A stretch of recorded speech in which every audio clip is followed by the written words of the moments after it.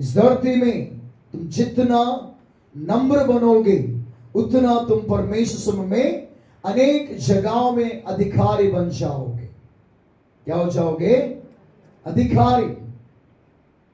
अगर नम्र बनना सीखोगे, यदि आप ऑफिस में नम्र बनोगे तो आपका जीवन में ऊंचे पोस्ट को अनुभव करोगे।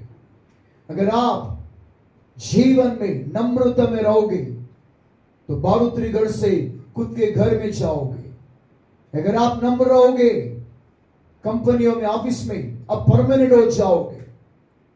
जब आप नम्र रहोगे परमेश्वर के मंदिर में, जब परमेश्वर के मंदिर में नम्र रहोगे तो परमेश्वर आपको क्या करेगा? ऊंचाई में उठाकर एक ऊंचे स्थान पर खड़ा करेगा। जीवन में नम्रता में रहना चाहिए।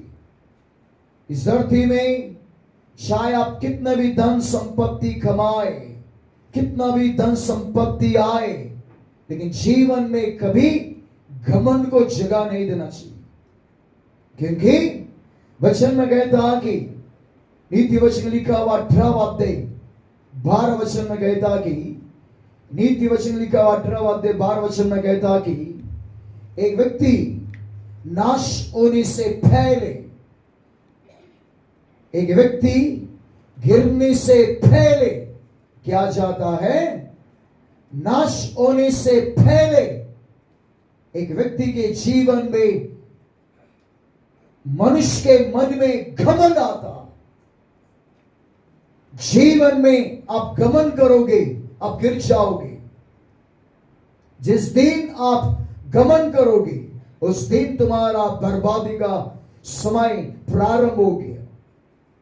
इसलिए बाइबल का वचन में कहता कि महिमा पाने से पहले, आशीष आने से पहले, जीवन में तरक्की आने से पहले वो व्यक्ति के जीवन में नम्रता में रहेगा, नम्रता में रहेगा, नम्रता में रहेगा। जितना तुम नम्रता में रहोगे उतना परमेश्वर आपको ऊंचाई में उठाएगा। जितना आप नम्रता में रहोगे उतना परमेश्वर के सम्मुख में, परमेश्वर के वचनों में आप स्थिर रहोगे। हालेलुया। कोई भी कितना तारीफ करे, कोई भी कितना भी कुछ भी कहे, आपके मन में नम्रता झलकना चाहिए। हर समय में, जीवन में, हर परिस्थितियों में, हर कार्यों में तुम्हारे जीवन में नम्रता झलकना चाहिए। कई लोगों के आंखों में घमंड आता, आंखों में घमंड से देखते हैं। कई लोग सीना थाम के दिखा देंगे, घमंड को दिखाते हैं। मेरे प्रिय परमेश्वर के नाम के माध्यम की आपके जीवन में जितना आप नम्र रहोगे उतना परमेश्वर आपको आशीष करेगा। इसके लिए यीशु मसीह ने ये कहा कि नम्रता क्या है बोल के यीशु ने ये दिखा कर दिया कि यीशु ने शिष्यों के पैरों को धोया। वो सर्वशक्तिमान परमेश्वर जिसने आकाश और धरती को बनाया, वो परमेश्वर किसी के सामने झुकता नहीं है। वो परमेश्वर इस धरती पे मनुष्य का रूप लेकर आकर वो यीशु मसीह मनुष्यों के पैरों को धोने लगा। और यीशु मसीह कहने लगा, अपने आप को इतना नम्र बनाओ कि अपने आप को शून्य कर दो। हालेलुया। परमेश्वर के नाम के मात्र की जब तुम अपने आप को नम्र करोगे, अपने आप को दीन करोगे, तो सर्वशक्तिमान परमेश्वर का आशीष दिन प्रतिदिन आपके जीवन में बढ़ता बढ़ता बढ़ता बढ़ता हुआ आप देखोगे। परमेश्वर के नाम के मात्र की जीवन में आप चर्च में आने के समय में, जब आप चर्च में आते हो तो परमेश्वर आपको आशीष करना प्रारंभ करता है। आपके जीवन में उन्नति को लेकर आना प्रारंभ करता है। आप जो कुछ मांगते हो वो परमेश्वर आपको देता है। जिस पर आप हाथ रखोगे तो वो परमेश्वर आपको देना आरंभ करता है। वो परमेश्वर तुम्हारी हर एक जरूरत को पूरा करता है। तुम जो कुछ उपवास में रहकर प्रार्थना करते हो, जो भी तुम अच्छा खाकर हर दिन जिस विषय के लिए प्रार्थना करते हो, उस विषयों में परमेश्वर आपकी प्रार्थना सुनता है। जीवन में हर प्रार्थना को सुनने के बाद में परमेश्वर आपके जीवन को आशीष करता है। मेरे प्रिय परमेश्वर की महिमाओं की, आप जितना नम्र रहोगे उतना धरती में जैसा एक पेड़ जो है धरती के नीचे फैलते फैलते उन जगहों को कब्जा करता है। क्या करता है? अब देखा है, जब पेड़ जितना पेड़ होता है, जितना जैसा बड़ा होता है, वो उतना नीचे गहराई में जाते जाते जाते वहां पर जाता है। किसी ने उस झाड़ को काटने से पहले जड़ को काटने के लिए गए तो वो जड़ जगह जगहों में फैला हुआ। मेरे प्रिय परमेश्वर की महिमाओं की, जितना तुम नम्र बनोगे अनेक जगहों में तुम अधिकारी बनोगे। अनेक धन संपत्ति का, अनेक जगहों का, अनेक जगहों का, अनेक जगहों का आप अधिकारी बन जाओगे। इसलिए परमेश्वर की महिमाओं की, जीवन में नम्रता में रहिए, नम्रता में रहिए। परमेश्वर के नाम के माते की, परमेश्वर का वचन के अनुसार चलिए। हालेलुया। परमेश्वर के वचन के अनुसार चलते हुए, परमेश्वर का भय भक्ति में चलते हुए, प्रार्थना करते हुए, परमेश्वर के आज्ञाओं के अनुसार चलते हुए, जब हर संडे चर्च में आते हुए तुम चलते रहोगे तो आप जो है एक पेड़ के समान बढ़ते बढ़ते बढ़ते जाओगे। हालेलुया। गए संडे हमने वचन सुना, पेड़ जो है अनेक फलों से लदा हुआ हो जाता है।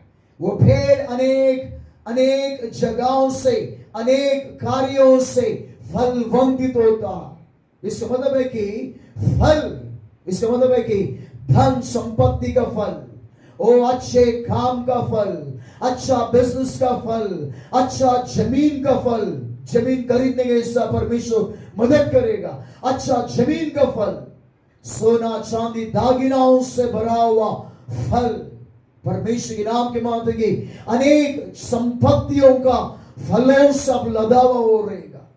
आत्मिक जीवन में प्रेम, शांति, धीरज, नम्रता, संयम, भलाई, विश्वास, अनेक फलों से, आत्मिक फलों से लदा हुआ रहेगा।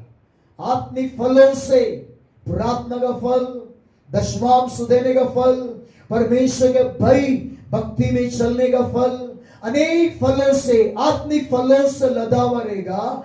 नंबर 2, शारीरिक फलों से, इसका मतलब है कि धन संपत्ति, अनेक अच्छे अच्छे कामों में आप परमानेंट के स्थान में रहोगे, अच्छे पोस्ट में रहोगे, अच्छे पगार में रहोगे, अच्छा गाड़ी का फल। हालेलुया। जिसको कार दिया उसको कार का अच्छा फल है। जिसके पास बाइक है, स्कूटी है, उसको वो बाइक का या स्कूटी का फल है, परमेश्वर ने दिया हुआ फल है। आपको बिल्डिंग का रूम दिया है, इसका मतलब है कि परमेश्वर ने आपको एक फल दिया है, बिल्डिंग का रूम। आपको परमेश्वर की नाम की माते की हाउसिंग बोर्ड का रूम दिया है, वो हाउसिंग बोर्ड का फल है आपका। परमेश्वर के समय में एक अच्छा घर का फल है। हालेलुया। शॉल में हो या जिधर भी हो, आप जिधर भी घर खरीदा, छोटा हो या बड़ा हो, या खन्नमा नगर में हो या ठाकुर नगर में हो या ठवर में हो या झोपड़े में हो, आप जो भी खरीदे परमेश्वर ने आपको उन घरों का फलों से लदा हुआ है। हालेलुया। आपने सोना चांदी खरीदा, उन सोना संपत्ति का फल है आपके पास। गांव में जमीन का फल है आपके पास। गांव में अच्छा बंगला है या घर है, वो फल है आपके पास। धन संपत्तियों से लदा हुआ है आप। हालेलुया। इस स्थितियों में हम परमेश्वर समूह में आगे आगे आगे बढ़ते रहना चाहिए। जितना नम्र रहोगे, वहां पर वचन में कहता है कि 22वां अध्याय 14 वचन में कहता है कि नम्रता का फल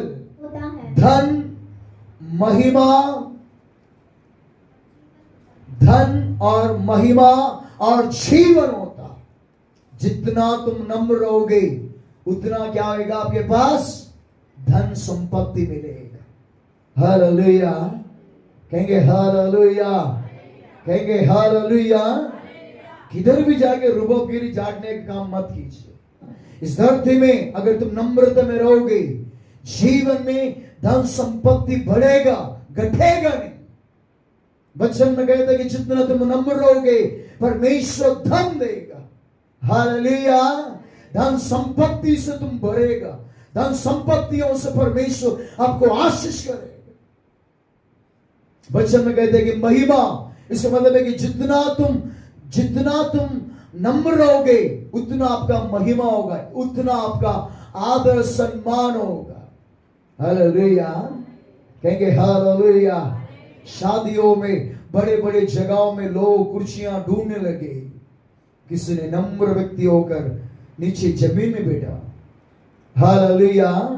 यीशु मसीह ने कहा कि वो विवाह के बोझ में जो घर के अधिकारी था, वो व्यक्ति ने देखा कि अरे इतना धनवान व्यक्ति नीचे बैठा, आइए आइए बोलकर उसको लेकर उसका आदर करते हुए एक बड़े जगह में बिठाएगा। हालेलुया। जीवन में नम्र बनो। परमेश्वर के नाम के मात्र की शादियों में, पार्टियों में जाने समय में नम्रता में चलिए। परमेश्वर के नाम के मात्र की लोग तुम्हारा आदर कर बड़े जगहों में बिठाएंगे। हालेलुया। मेरे प्रिय परमेश्वर के नाम के मात्र की जितना आप नम्र रहोगे उतना आपके जीवन में आदर बढ़ता रहेगा, महिमा बढ़ता रहेगा, लोग आपका सम्मान करते रहेंगे, लोग आपके जीवन में तारीफ करना आरंभ करेंगे।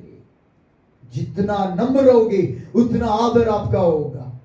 हालेलुया।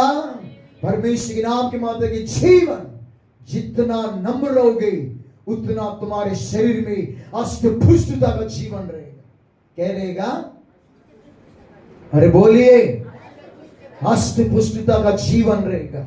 परमेश्वर के नाम के माध्यम की कई लोग जीवन में घमंड दिखाते हैं। हालेलुया। अपने शरीर पर घमंड दिखाते हैं।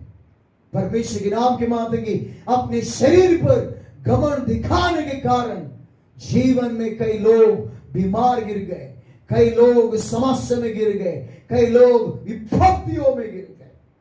हालेलुया। जीवन में कभी घमंड ना करना।